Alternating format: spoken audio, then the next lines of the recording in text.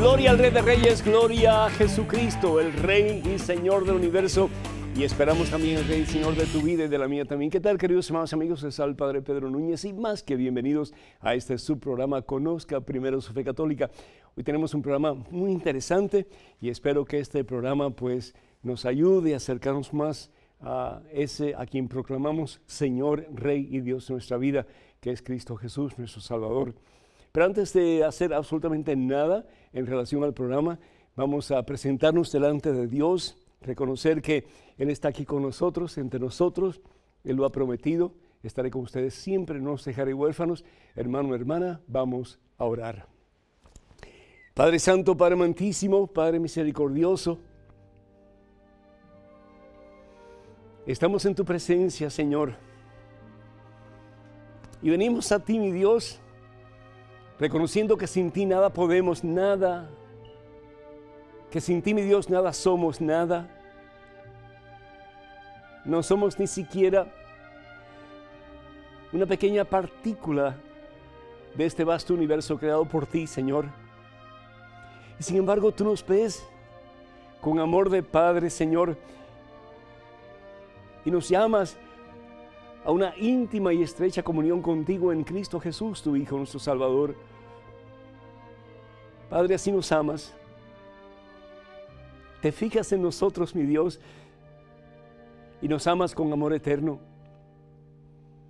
Y nos invitas, mi Dios, a vivir eternamente a tu lado. En ese lugar donde ya no habrá más llanto, ni dolor, ni vacío, ni depresión, sino que gozo, mi Dios, y felicidad eterna, que es el cielo, que es tu presencia, Señor. Yo te pido, mi Dios, que nos des ansias de ti, que nos des deseos, mi Dios, de ti, de conocerte más, de sumergirnos más en tu divina misericordia, sabiendo, Señor, que ya muy pronto el Papa Francisco declarará este año extraordinario santo de tu misericordia, que podamos estar conscientes, oh Dios, de lo mucho que tú nos amas, de lo mucho, mi Dios, que tú nos esperas con brazos abiertos como el Padre del Hijo pródigo, para que regresemos a ti, Señor, y fundamos nuestras vidas en ti, en Cristo Jesús, tu Hijo, nuestro Salvador. Obra el milagro, Padre Santo. Levanta, Señor, al que se siente caído y sin fuerzas para seguir adelante en el camino de la victoria, que es el camino de Jesús. Sana, Señor, al que se siente enfermo, y no solamente físicamente, pero también emocionalmente, espiritualmente. Sana, Señor, a tus hijos. Sana, Señor, a este hijo tuyo que está escuchando estas palabras, a esta hija tuya, Señor, cualquiera que sea su problema, su necesidad. Hay uno que es la solución de todos nuestros problemas, de todas nuestras necesidades, y su nombre es Jesucristo. Por eso Jesús te dice en este momento: ven a mí, hijo mío, ven a mí, hija mía, ven a mí. No sigas buscando en el mundo sin Dios lo que solamente Dios te puede dar. Ven a mí. Ven a mí tú que estás cansado, ven a mí tú que estás agobiado, ven a mí tú que te sientes desfallecer, sin fuerzas, sin ánimo, sin esperanza. Ven a mí, dice el Señor. Acércate a mí en este programa y deja que yo sane tu más profunda herida, tu más terrible dolor. Jesús ha venido para darte vida, hermano. Cualquiera que sea tu necesidad, cualquiera que sea tu situación, cualquiera que sea tu problema, hay uno que es la solución de todos tus problemas y su nombre es Jesús. Gracias, Señor, porque eres tú quien nos das las fuerzas cuando ya no tenemos fuerzas para andar, Señor.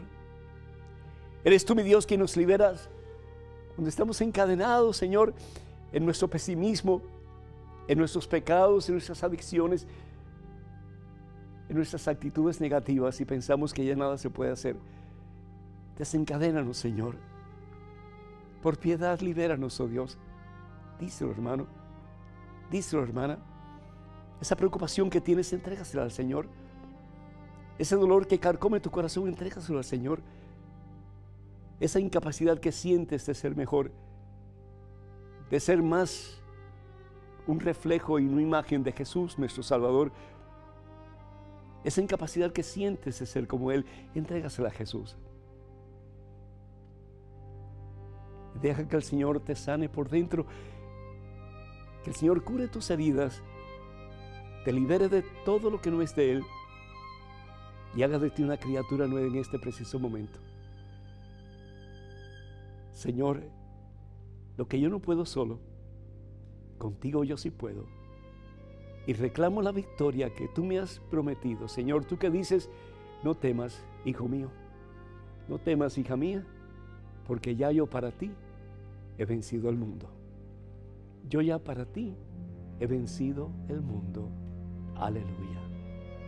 Amén. Amén. Y damos gracias al Señor por María del Carmen Díaz, que pide por su hija que padece de una enfermedad, síncopes, padece ella, que el Señor le bendiga en abundancia y la sane. Cristian Gutiérrez de Guayaquil, Ecuador, pide por la operación de su hija de 5 años, Alejandrita Gutiérrez Rodríguez, que pues que todo salga bien y que ella pueda estar completamente saludable para gloria a Dios. Marina Hernández pide por su mamá, Francisca Manríquez, que fue operada de la cadera recientemente, que el Señor le sane y que ella pueda recobrar su salud perfectamente bien para gloria a Dios. Mateo Hernández pide por su hijo de 3 años, que en estos momentos está en cuidados intensivos en el hospital en Nueva Orleans, que el Señor le bendiga y lo sane completamente para gloria a Dios. Y Elvira Reyes pide por su nieto Germán Almazán, de 18 años, a quien lo diagnosticaron con problemas pulmonar congénito que requiere cirugía. Que el Señor le bendiga en abundancia. Y Sandra Flores de Quito, Ecuador, pide por su familia que mande bendición, ya que están pasando por una situación económica bien difícil, que el Señor abra las puertas para que puedan ustedes sentirse desahogados, especialmente económicamente, en las manos del Señor. Y Lali pide por su embarazo, para que ella, su bebé y su familia estén bien de salud, que así sea y que tengas un bebé saludable completamente para gloria a Dios. Rufino Espinosa pide por su mamá, que ha sido ingresada recientemente en el hospital, que el Señor le bendiga a María en abundancia y a toda la familia también. Cuenta con nuestras oraciones, Rufino. Y María pide por la sanación de su sobrino, que ha sido diagnosticado con leucemia. Que el Señor te bendiga a ti, bendiga a tu sobrino y que él pueda salir de esta situación difícil a la mayor brevedad posible. También pedimos por todos aquellos que solicitan oración a través de la página de este servidor en Facebook, que el Señor supla sus necesidades en abundancia. Hermana y hermano, pues el propósito, la razón de tu vida y de la mía es algún día alcanzar la meta. Y la meta, al fin y al cabo, no es otra cosa que unidad con Dios y para toda la eternidad. Y para alcanzar esa unidad con Dios para toda la eternidad, Dios nos dice algo muy importante que tenemos que considerar seriamente y poner en práctica. En el libro de Levítico capítulo 11, versículo 44, el Señor dice: sean santos porque yo, Yahvé tu Dios, soy santo. Y en el Evangelio según San Mateo capítulo 5, versículo 48, Jesús nos dice: sean perfectos como mi Padre Dios es perfecto. Dios no nos quiere buenos, Dios nos quiere santos. Lo hemos dicho en otro programa y lo quiero repetir en estos momentos: Dios no te quiere bueno, Dios no te quiere mediocremente cristiano, Dios te quiere convertido en un discípulo completo y total de Jesucristo, que cuando te vean a ti, cuando me ven a mí, puedan ver un hálito de la presencia de Dios reflejado en ti, reflejado en mí, a través de nuestras acciones, de nuestras palabras y por sobre todo de nuestro estilo de vida. Que podamos decir: ya no soy yo quien vivo, como decía San Pablo, es Cristo quien vive en mí. Es Cristo quien vive en mí. Yo actúo porque Cristo actúa en mí. Yo hablo porque Cristo habla a través de mí. Yo amo porque Cristo ama a través de mí. Yo sirvo porque Cristo sirve a través de mí. Que yo disminuya, como decía Juan Bautista, ¿para qué? Para que Jesucristo sea todo en mí. Poder decir como María Santísima: aquí está tu esclava, Señor. Aquí está tu esclavo, Señor. Haz en mí, según tu palabra, según tu voluntad, lo que tú quieras.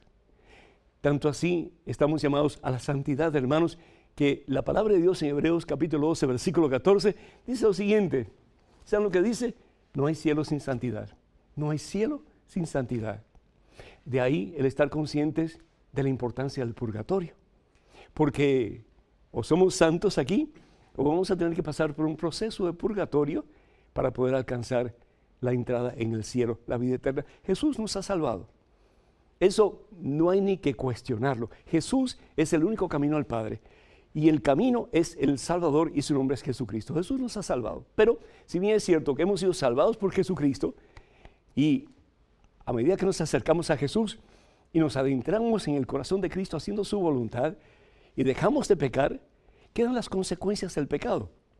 Creo que se los compartí una vez, el niño que hacía las cosas mal hechas y cada vez que el niño hacía algo mal hecho, el papá clavaba un clavo en una puerta y otro clavo y otro clavo y otro clavo.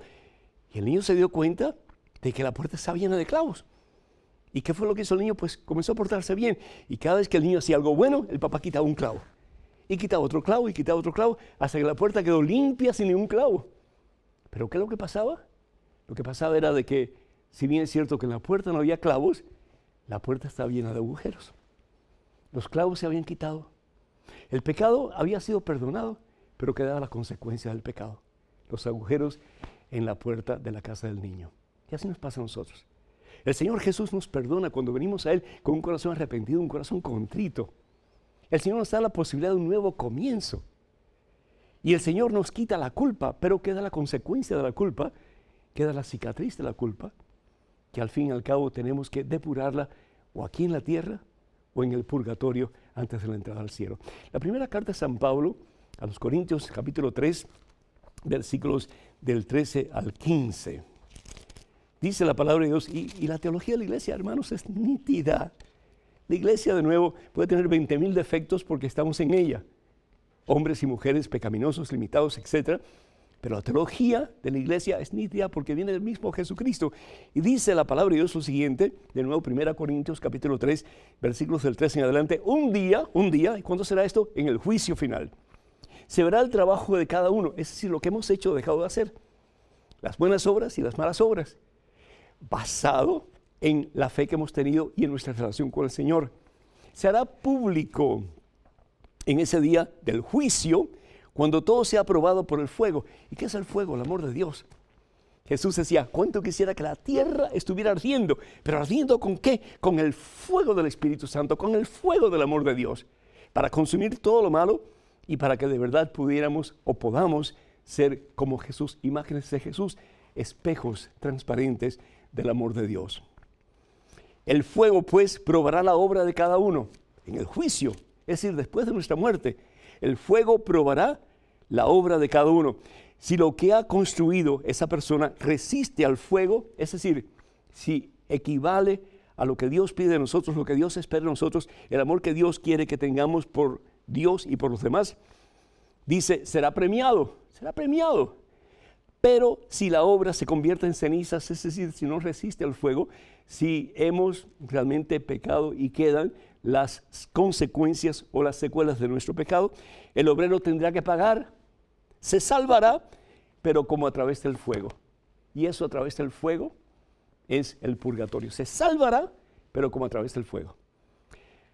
Entonces, el purgatorio existe y las almas del purgatorio, benditos a Dios, están como que pasando por el fuego porque ya quieren estar en la presencia de Dios, pero todavía no pueden, no lo alcanzan todavía. Y ese proceso de querer estar con Él se llama purgatorio. ¿Por qué? Porque todavía tienen que depurarse para poder entrar en la presencia del todo santo, todo puro, todo perfecto, que al fin y al cabo es Dios.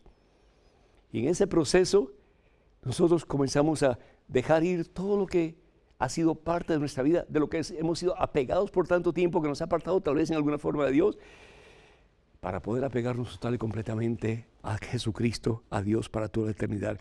Y ese proceso de dejar ir, de purgación, lo conocemos como el purgatorio. Qué hermoso que Dios nos da esa oportunidad. Aquellos de nosotros que anhelamos el cielo, que queremos ser santos y que tal vez no alcancemos el grado de santidad que necesitamos para entrar en la presencia de Dios, pero que hay un proceso de purificación a través del cual el Señor nos va a bendecir para que un día, aleluya, estemos en su gloria para siempre. Qué hermosa esperanza, hermanos. Hermanos, el teléfono para que nos llamen y esperamos sus llamadas, no se imaginan cómo, es el 205, es el área, y el número telefónico es el 271-2924. 271-2924, área 205. Vamos a una pequeña pausa, regresamos en cuestión de momentos, así que, hermanas y hermanos, por favor no se vayan, quédense con nosotros.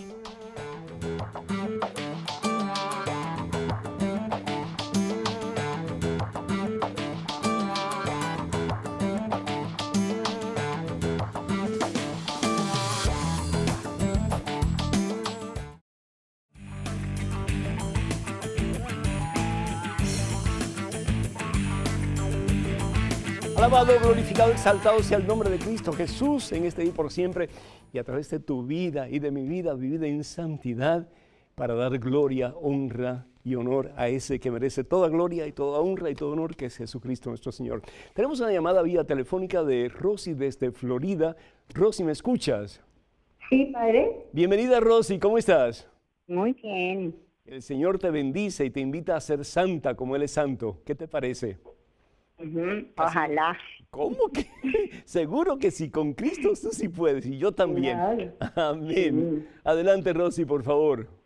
Bueno, yo en mi trabajo tengo de todas clases de religiones acá. Estaba wow. yo hablando con unas compañeras de trabajo que no son católicas y yo les hablaba de la comunión, de la Eucaristía. Sí. Y ellas me refutaban, me dicen que no hay diferencia con nosotros porque ellos también tienen la Eucaristía. La verdad es que yo no sé cómo combatir eso, cómo contestarles para convencerlas. ¿A qué religión pertenecen ellas, Rosy?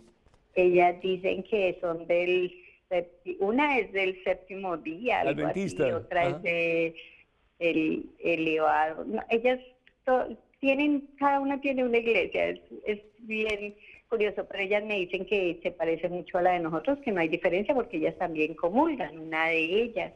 ¿Sabes, Rosy? ¿Sabes una cosa? Dos cosas importantes. Primero que todo, todas las iglesias, pues han salido de la madre iglesia, que es la iglesia católica. Todas han salido de esa iglesia y se han multiplicado, y cada una ahora pues tiene una doctrina diferente, un estilo diferente de culto, etcétera. Pero realmente Jesús establece solamente una iglesia. Evangelio según San Mateo, capítulo 16, versículo 18, cuando le dice a Simón Barjona, sobre esta piedra, le cambia el nombre a Simón y le pone el nombre de Petrus o piedra firme, sobre esta piedra edificaré mi iglesia, una sola. Jesús no viene a establecer 50, 80 mil iglesias, porque la verdad de Dios es una, porque Dios es uno solo y Dios habla una sola verdad. Entonces, para conocer la verdad, Jesús establece la única iglesia sobre Pedro y los demás apóstoles de la iglesia católica. Ahora, cuando hablamos de la Eucaristía, Jesús reúne a sus discípulos el día de Pascua, el día antes de su pasión, que lo lleva al Calvario, lo lleva a su muerte y después a su resurrección. Jesús tiene la última cena con sus discípulos. Esa última cena es la primera misa y la celebra el mismo Jesús. De ahí en adelante, los discípulos de Jesús, in persona Christi, es decir, en la persona de Cristo Jesús, van a continuar lo que Jesús hizo. Es decir, lo que se llama al principio, la Eucaristía se llamaba la fracción del pan, y eso lo podemos ver en los Hechos de los Apóstoles. Y sobre todo si vamos al capítulo 2 y 3 y después el capítulo 20, cuando San Pablo está reunido con los cristianos celebrando la fracción del pan, es decir, la Eucaristía. Pero Jesús le da un poder especial a sus discípulos. Y Él les dice, si vamos al Evangelio según San Lucas, en el capítulo 22, el versículo 19, dice la palabra de Dios, después tomó pan y dando gracias, y la palabra Eucaristía significa dar gracias, lo partió y se lo dio diciendo, esto es mi cuerpo. Es decir, no es un símbolo. Para nuestros hermanos evangélicos, especialmente los adventistas y todos los demás, es un símbolo. Pero para nosotros es realidad. ¿Por qué? Porque el sacerdote tiene el poder, porque actúa in persona Christi, en el nombre de Cristo Jesús, en la persona de Cristo Jesús, para realizar este grandísimo milagro. ¿Y cuál es el milagro? Que un pedazo de pan y un poco de vino se conviertan por el poder de Cristo Jesús en el sacerdote, en su propia carne y en su propia sangre, su cuerpo y su sangre. Y dice el Señor Jesús, hagan esto en memoria mía. Para el judío, hacer algo en memoria significaba traer al presente. Y como en Dios no hay ni pasado ni futuro, Dios es el eterno presente, lo mismo que hizo Jesús en la última cena, lo hace precisamente en cada Eucaristía. El Señor se sigue dando a través del sacerdote, no un pedazo de pan, no un poco de vino, como lo que hacen los hermanos no católicos, sino que es el mismo cuerpo y la misma sangre de Cristo Jesús, que se da en la última cena y como consecuencia, y lo mismo, la misma acción, porque en Dios no hay ni pasado ni futuro, sino que el eterno presente, la dádiva de Jesús en una cruz en el Calvario, que se da completamente en un acto único y eterno a toda la humanidad, para que teniéndole a Él podamos levantarnos de nuestras miserias y caminar no un camino bueno, cristianamente, sino que un camino de victoria cristianamente en el camino de santidad, que al fin y al cabo es lo que Dios quiere para nosotros, así que lo podamos ver a Él cara a cara, abrazarlo a Él en ese abrazo eterno, con la fuerza, el poder, la gracia que Él nos ha dado a través del sacramento, muy particularmente el sacramento de la Eucaristía, y estar con Él para toda la eternidad. Sí hay gran diferencia, Rosy, entre los hermanos evangélicos, protestantes, que reciben el pan, pero que no está consagrado, y ese que recibimos en la Santa Comunión, que es el pan de vida, que es el mismo Jesucristo que recibimos en cada Santa Comunión. ¡Ah! ¡Qué diferencia! Bendito sea Dios. Tenemos en este momento otro correo electrónico con otra pregunta. Adelante, por favor. Pedro, el padre de mi hijo es casado por la iglesia. Lo conocí cuando llevaba 2 o 3 años de divorciado y él estaba solo. La iglesia le anuló el matrimonio y la sentencia llegó con veto para contraer nupcias. No tuvieron hijos en ese matrimonio. ¿Es posible que se pueda levantar ese veto? Si llegáramos a casarnos por la iglesia, ¿sería válido ante los ojos de Dios o seguiría en adulterio? Ana María, de Colombia. Ana María, muchísimas gracias. Muy interesante tu pregunta.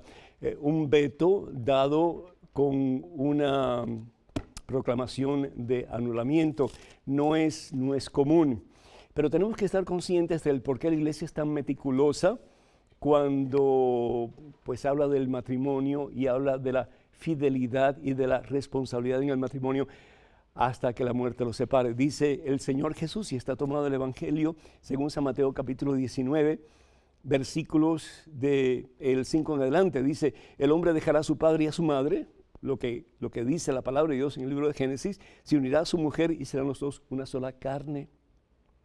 ¿En quién? En Dios, en Cristo Jesús. De manera que ya no son dos. El matrimonio solamente se efectúa en el mundo, es decir, ante un ministro de Dios, ante un sacerdote, pero se efectúa en el cielo, ¿sí? De manera que ya no son dos, sino una sola carne. Pues bien, lo que Dios ha unido, que el hombre no lo separe. En ciertas ocasiones hay posibilidad de que la iglesia declare la nulidad de un matrimonio. Es decir, que el matrimonio nunca fue válido. Desde el principio nunca fue válido. Fueron ante el altar de Dios, estaba el ministro, estaba el sacerdote o el diácono, estaban los testigos, etcétera, etcétera, etcétera, etcétera. Pero eso fue en el nivel externo. En el nivel interno era otra cosa distinta. No estaban preparados, o por lo menos uno de los dos no estaba preparado para vivir el sacramento del matrimonio. Entonces hay dos niveles en el matrimonio. El nivel externo, que es lo que se ve, lo exterior, la boda, etcétera, por la iglesia, y el nivel interno, que es la disposición con que ambos van ante el altar de Dios para contraer matrimonio.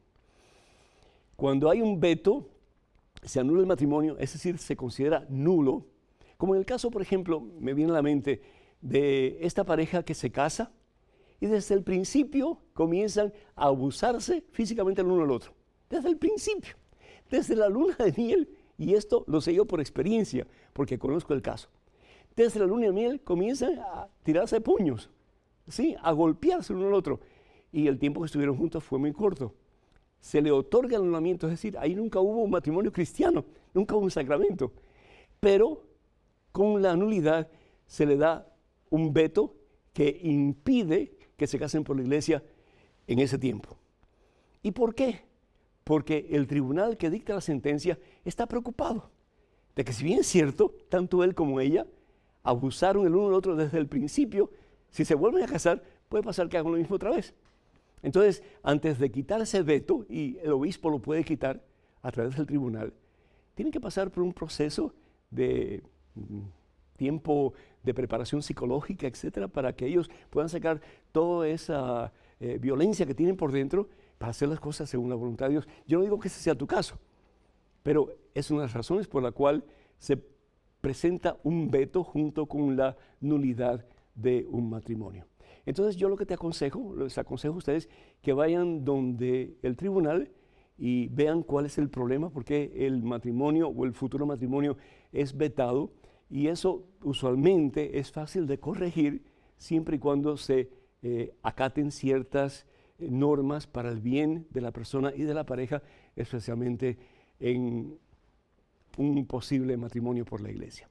Así que lo que la iglesia quiere es, primero que todo, el bienestar de la persona, su relación con Dios, su intimidad con Dios y que lo que la persona haga en el nombre de Dios sea lo correcto y lo que al fin y al cabo pues sea de complacencia a la voluntad del Señor. Así que ánimo y vayan a ver a alguna persona que represente al tribunal de su diócesis. Estaremos orando por ustedes. Tenemos en estos momentos otro correo electrónico con otra pregunta. Adelante, por favor. Padre Pedro, ¿a qué edad la Virgen presenta al niño en el templo? Pues si nació en Belén, debieron partir con premura a Egipto por la persecución de Herodes y el templo estaba en Jerusalén. Según las Escrituras, la presentación del niño se realizó una vez cumplidas las leyes, cuando la mujer dejara de sangrar y la madre debía ir al templo para su purificación. Esto debía ser a los 40 días del nacimiento, días más o días menos. Explíqueme esto, por favor. Graciela Pedrosa, de Richmond, Texas. Graciela, muy agradecido por tu pregunta, muy interesante.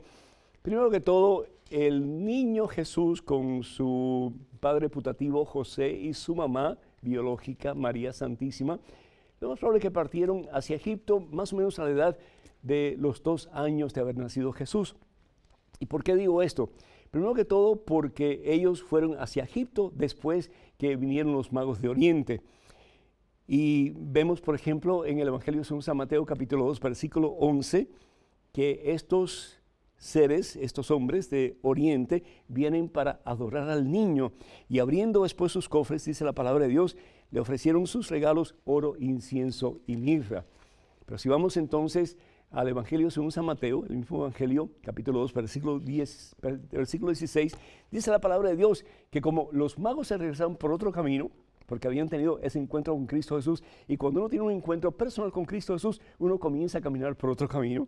Pero aquí dice la palabra de Dios, Herodes se enojó muchísimo cuando se dio cuenta de que los magos lo habían engañado, y fijándose en la fecha que ellos le habían dicho que había nacido Jesús, ordenó matar a todos los niños menores de ¿qué? De 2 años de edad, que había en Belén y sus alrededores. ¿Por qué? Porque Herodes sabía que el niño tendría más o menos 2 años de haber nacido. Entonces no fue de inmediato. Nos dice la palabra de Dios en el Evangelio según San Lucas, en el capítulo 2. Evangelio según San Lucas, vamos a ver aquí un momentito.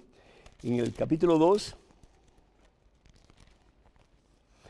el versículo 21, dice, Jesús fue circuncidado a la edad de 8 días, como todos los niños hebreos, dice, cumplidos los 8 días, circuncidaron al niño y le pusieron el nombre de Jesús, nombre que había indicado el ángel antes de que su madre quedara embarazada.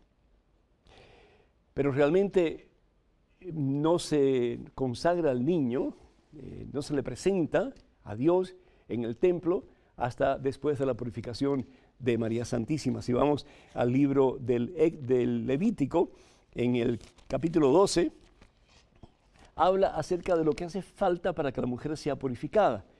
Y voy a leer un pedacito, el versículos 3 al versículo 4, dice, el niño será circuncidado en su carne al 8º día, pero ella, es decir, la mamá, esperará 33 días para ser purificada de su sangre.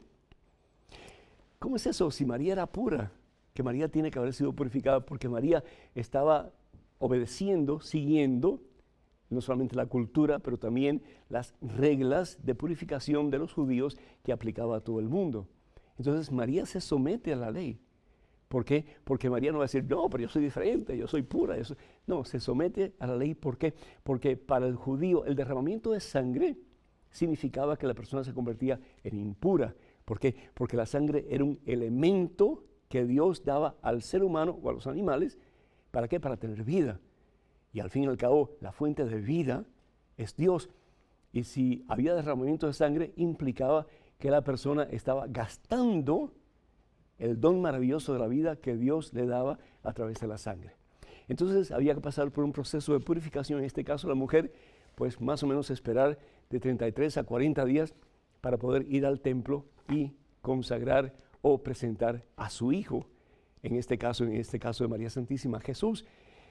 Así que fueron unos 40 días más o menos después de su nacimiento. Pero la ida a Egipto, más o menos unos 2 años, porque es el tiempo en que Herodes se da cuenta que Jesús puede haber nacido y manda matar a todos los niños, los que conocemos como los niños inocentes, o la matanza de los niños inocentes en que mueren, pero montones, por la ira y por la soberbia de un hombre que lejos de amar, lo que hace es buscar su propio interés. Qué terrible, ¿no es cierto? Tenemos en estos momentos otro correo electrónico con otra pregunta. Adelante, por favor. Padre Pedro, cuando una ya se ha confesado el haber realizado abortos, ¿qué se puede hacer ante el sentimiento de culpa que aún persiste? Quisiera ayudar a jóvenes que se encuentren en casos parecidos. Anónima. Anónima, el síndrome postpartum es terrible. ¿Y qué es el síndrome postpartum? Es estar consciente que has matado a tu bebé. Has matado a tu bebé. Y no solamente has matado a tu bebé, has matado a tu bebé que no puede defenderse, que está en tu vientre. Y eso tiene que causar mucho dolor a la madre. Y no solamente a la madre, pero también, ¿por qué no?, al padre y a muchas otras personas. Todo pecado tiene una consecuencia. Y dice San Pablo que la consecuencia de todo pecado al fin y al cabo es la muerte. Hay como una especie de muerte interior, ¿cierto? Morimos interiormente, espiritualmente, muchas veces hasta emocionalmente. ¿Por qué? Porque nos sentimos indignos, nos sentimos mal. Y esto puede durar por tiempo indefinido. ¿Qué hacer con estas jovencitas que se hacen abortos y que después sufren las consecuencias, más tarde o más temprano? Primero que todo, pues, hablarles de lo que han hecho está muy mal. Claro y pelado, está muy mal. Han matado a su propio hijo, en su propio vientre, está muy mal. Y segundo, pues, si tienen esos sentimientos de culpabilidad, bendito sea Dios. Bendito sea Dios, porque están conscientes de que hicieron algo mal. Yo no puedo cambiar mi sistema de vida a no ser que reaccione y me doy cuenta que lo que estoy haciendo no está bien hecho. Y quiera, en este caso con la ayuda de Dios, comenzar un camino nuevo, como hicieron los magos de Oriente, que caminaron por un camino nuevo una vez que ya tuvieron ese encuentro personal con Cristo Jesús. Pero al mismo tiempo, yo les diría, mija, cierra las piernas. Es decir, manténganse castas hasta que se casen, y a los muchachos también, porque los muchachos también tienen culpa, a veces mucha más culpa, porque el deseo del joven, del hombre, es conquistar, es el cazador, es el que conquista, es el que gana el premio, ¿sí? Y eso a nosotros como que nos da cierta dignidad, supuestamente, de acuerdo al pensar del mundo, que al fin y al cabo es una dignidad, pues, ilógica, sin sentido, que al fin y al cabo viene en contra de nosotros y nos echa abajo. Pero ¿qué hacer? ¿Qué decirles positivamente a estas jóvenes y estos jóvenes? Que hay un Dios misericordioso. Y eso es precisamente lo que el Papa Francisco va a querer enfatizar al comienzo de este próximo año santo extraordinario, en que se va a enfatizar el amor incondicional de Dios, que recibe nuestra miseria, nos quita la miseria que podamos tener y nos da la posibilidad de un nuevo comienzo. ¿No es eso lo que hace el papá del hijo pródigo, Evangelio según San Lucas capítulo 15, versículos del 30 en adelante? Aquel hijo que se había desviado, aquel hijo que se había apartado de la casa del padre, aquel hijo que le había dado la espalda al padre, aquel hijo que le dio tantos dolores de cabeza a su padre y que piensa que él por su propia cuenta puede hacer las cosas como él quiere y que él va a ser feliz a su propio estilo. Y se da contra la cabeza y se da cuenta de que todo lo que ha hecho ha estado mal. Y queda dándole de comer a los cerdos, que es lo peor que un hebreo puede experimentar en la vida. La suciedad, la basura, la miseria en que está metido. Pero ¿qué hace el hijo pródigo? Toma la decisión más importante de su vida. Me levantaré. Ya no me quedaré en esta miseria. Ya no me quedaré en este lodazal, ya no me quedaré en esta suciedad en que he estado viviendo. Me levantaré y volveré a la casa de mi padre y le diré, Señor, yo no soy digno de ti. Trátame como uno de tus criados. ¿Y qué es lo que hace el padre en su misericordia, en su amor por ese hijo? Lo levanta de su basura y le pone anillo al dedo y sandalias en los pies, diciéndole en otras palabras, hijo, restituyo la dignidad que por tu necedad perdiste como hijo mío. Ven a mí, ven a mí y comienza conmigo una vida nueva. Eso es lo que tenemos que decir. Y no solamente a los que han abortado, pero a todo pecador, incluso a ti misma y a mí mismo también, que hay un Dios misericordioso que nunca se cansa de perdonar, como bien dice el Papa. Primero tú y yo nos cansamos de pedir perdón, que Dios cansarse de perdonarnos cuando venimos a Él con corazón arrepentido. Hermanas y hermanos, me encantaría que nos llamen. El teléfono es el 205-271-2924. Número telefónico, área 205. Y el número telefónico es el 271-2924. Vamos a una pequeña pausa. Regresamos en cuestión de segundos. Así que, por favor, hermanas y hermanos, no se vayan. Quédense con nosotros.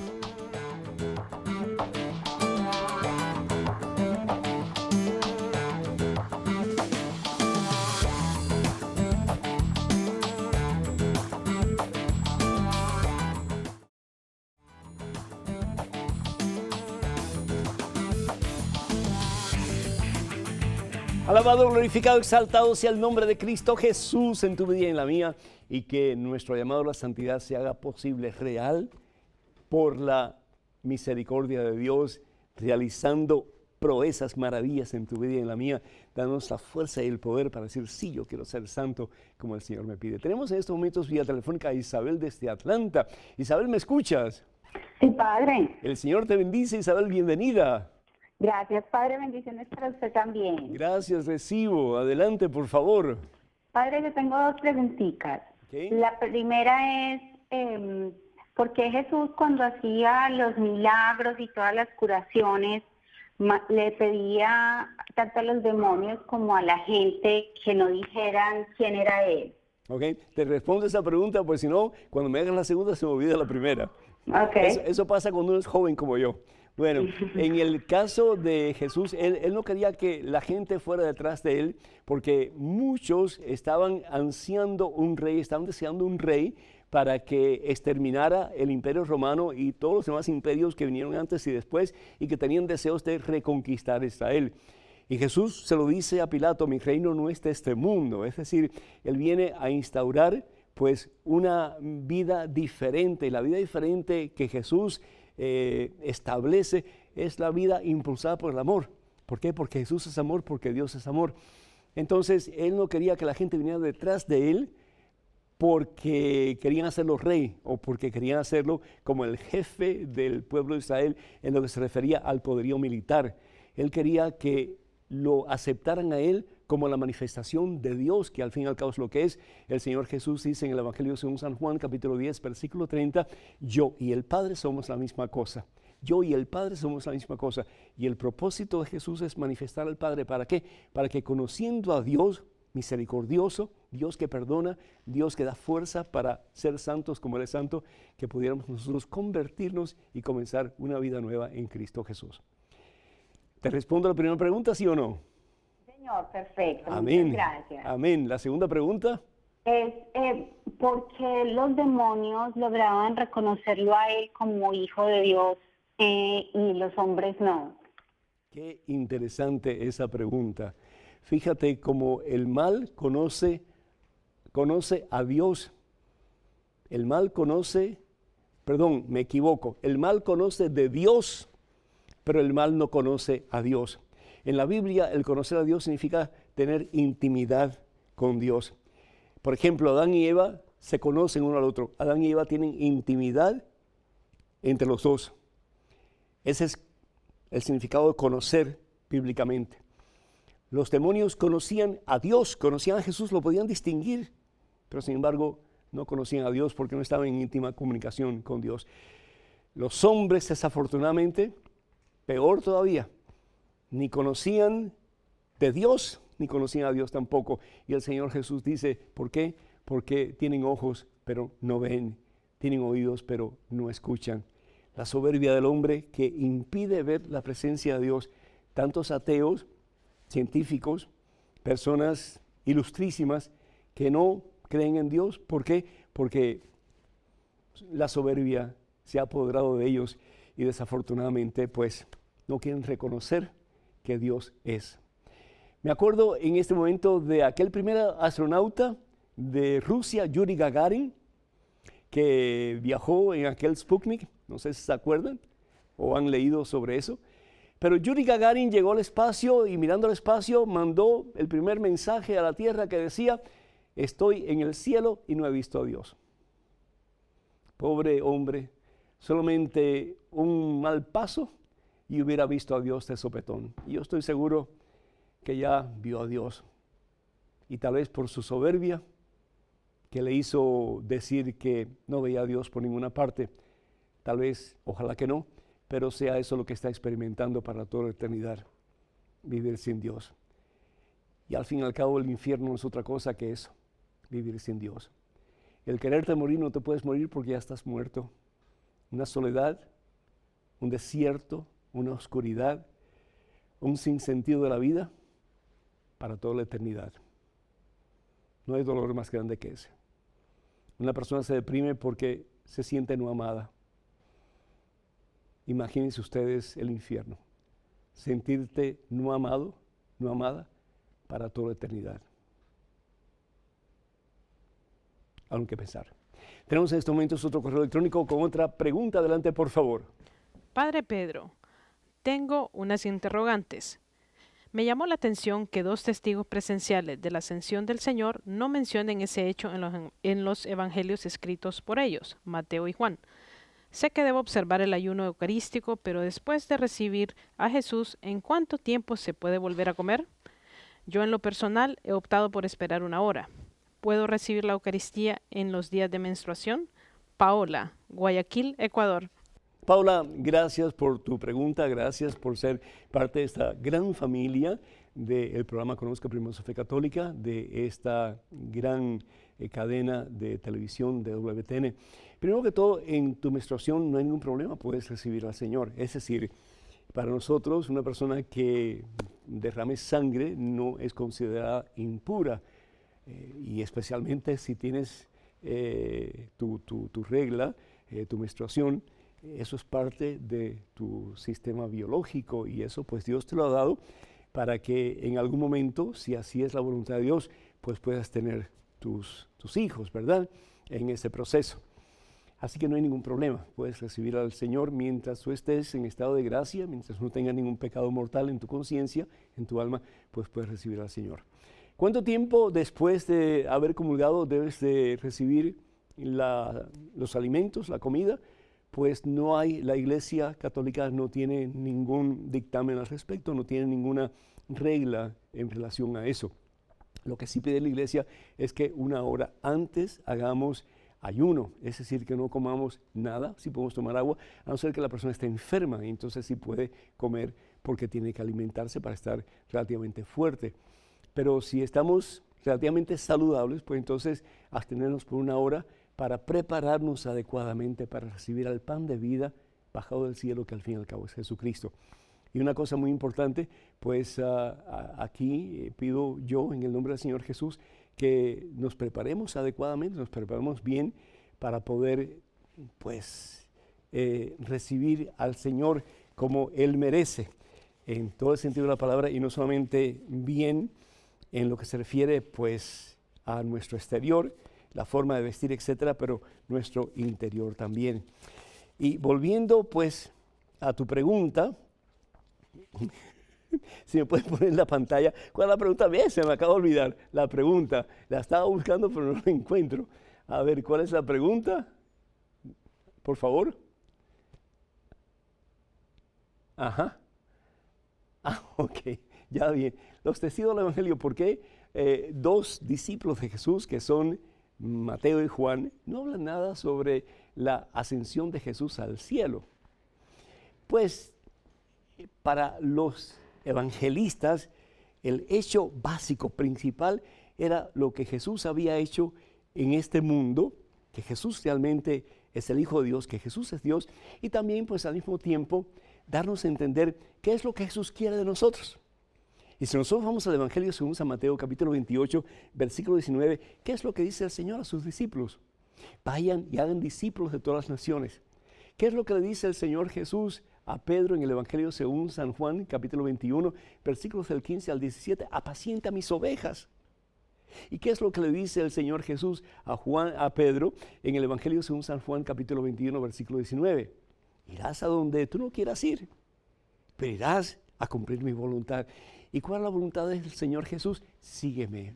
A donde yo te mande, tú sígueme, sigue mi ejemplo y haz como yo he hecho. Que vine no para ser servido, sino que vine para servir y para dar mi vida por todos aquellos que quieran recibirme.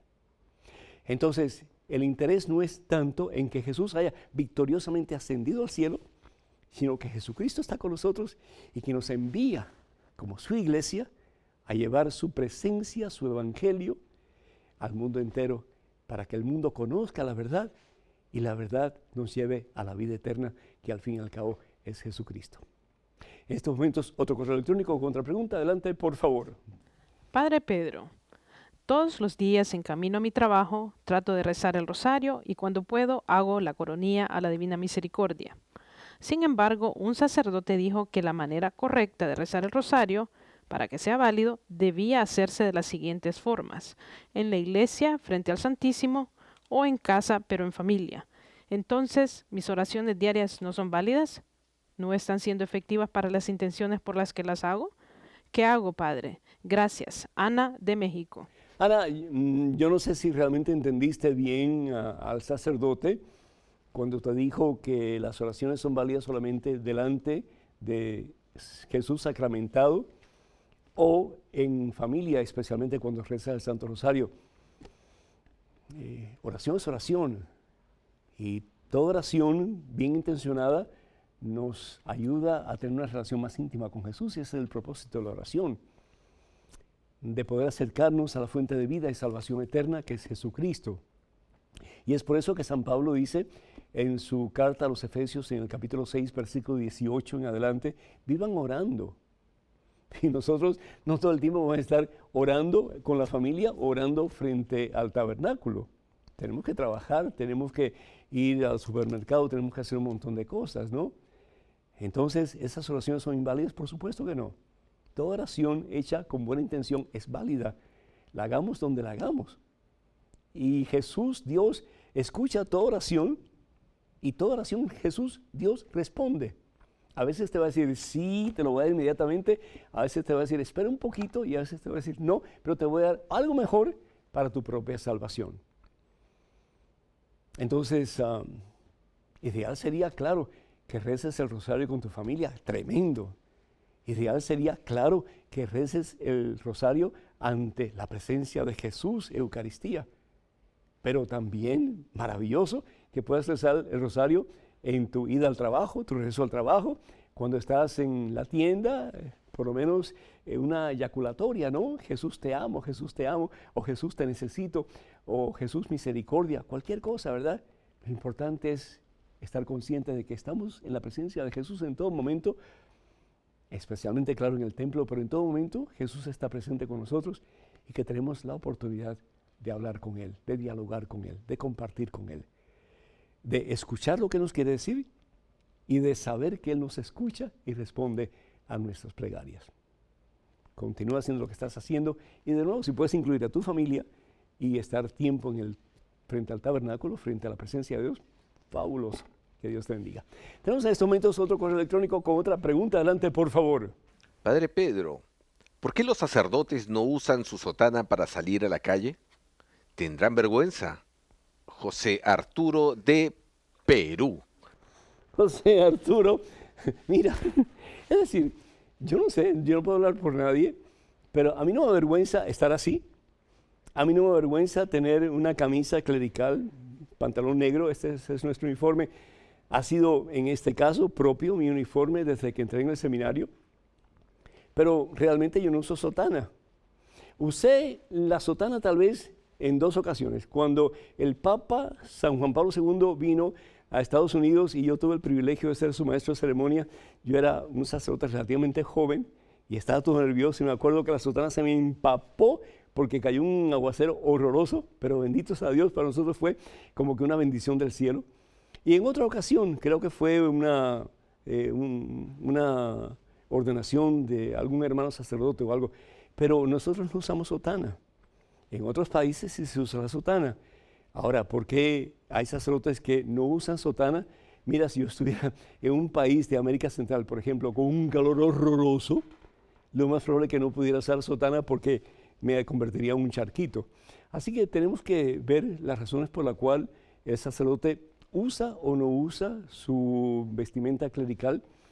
En nuestro caso, por ejemplo, aquí en Estados Unidos, la mayoría de nosotros, depende también de la diócesis, etcétera, pues usa sotana o no, pero en mi caso en particular, y aquí en la diócesis, la arquidiócesis de Nueva Orleans, la casa de ustedes, pues realmente no usamos sotana. Muy rara vez. Son contadas con los dedos de la mano. Así que yo no creo que es por vergüenza, simplemente, desafortunadamente o afortunadamente, es porque las costumbres y la cultura es un poco diferente. Nos encantaría que nos escriban. Por favor, comuníquense con nosotros a la siguiente dirección: padrepedro@ewtn.com. De nuevo, padrepedro@ewtn.com. Y me encantaría que se hagan miembros de la página de este servidor en Facebook. Constantemente estamos enviando pues información, palabras de aliento, palabras de esperanza. Vayan por favor a facebook.com/ppedronunes, facebook.com/ppedronunes, y pues háganse miembros de la página de este servidor. También les invitamos para que nos apoyen con sus oraciones. Necesitamos, imagino cómo, sus oraciones para poder seguir adelante, y si de vez en cuando pues nos pueden enviar alguna donación, pues bienvenida, y muchísimas gracias de todo corazón, porque eso nos ayuda a seguir llevando el Evangelio de nuestro Señor Jesucristo a los confines de la tierra. Muchísimas gracias por el tiempo que nos han brindado. Que Dios nos bendiga en abundancia en este día y por siempre, y los colme de su santa paz, en el nombre del Padre, del Hijo y del Espíritu Santo. Hermanos y hermanos, vayan con Dios. Dios siempre irá con ustedes. Que pasen un día muy feliz, y hasta el próximo miércoles, Dios mediante.